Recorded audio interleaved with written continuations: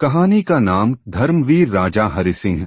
बहुत समय पहले भारत के उत्तर पश्चिमी क्षेत्र में एक समृद्ध राज्य था, आनंदपुर। वहां के राजा का नाम था हरिसिंह, जो अपनी सत्यनिष्ठा, करुणा और धर्मप्रियता के लिए पूरे भरतखंड में प्रसिद्ध थे।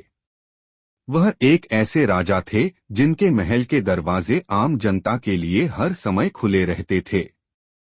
मंदिरों में भजन, खेतों में हरियाली और प्रजा के मुख पर मुस्कान, यही आनंदपुर की पहचान थी। राजा हरिसिंह का सबसे बड़ा गर्व था उनका पुत्र युवराज अर्जुन। अर्जुन में बुद्धि थी, बल था, पर सबसे अधिक उसके भीतर अपने पिता के प्रति श्रद्धा और राज्य के लिए सेवा की भावना थी। एक दिन राज्य के दक्षिणी छोर पर अकाल पड़ गया। खेत सूखने लगे, तालाब रीते हो गए, लोग पलायन करने लगे। जब दरबार में यह समाचार आया तो कई मंत्रियों ने सुझाव दिया कि राजकोष को बचाया जाए, क्योंकि अकाल लंबे समय तक रह सकता है।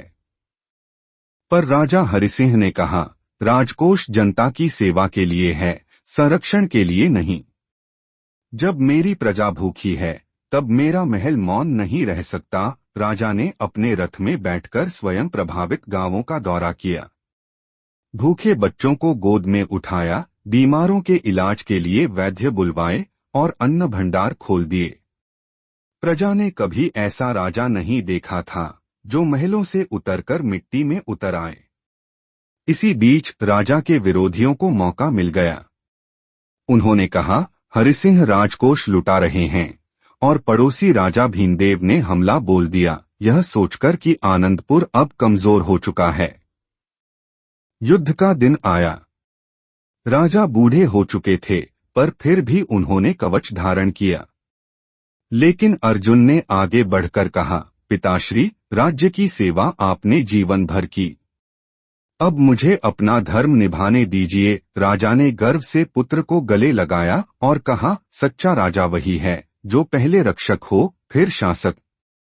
जाओ और धर्म की रक्षा करो। अर्जुन ने युद्धभूमि में विजय पाई। लेकिन जब वह लौटा तो पाया कि राजा हरिसिंह थकान और चिंता से बीमार पड़ चुके थे। अंतिम क्षणों में राजा ने अर्जुन का हाथ पकड़ा और कहा, धर्म से बड़ा कोई सिंहासन नहीं, और जब तुम न्याय करोगे समझना कि मैं हर निर्णय में तुम्हारे साथ हूं। राजा हरिसिंह ने आंखें मूंद लीं। उस दिन न केवल एक राजा बल्कि एक युग समाप्त हुआ। पर अर्जुन ने पिता की परंपरा को जीवित रखा।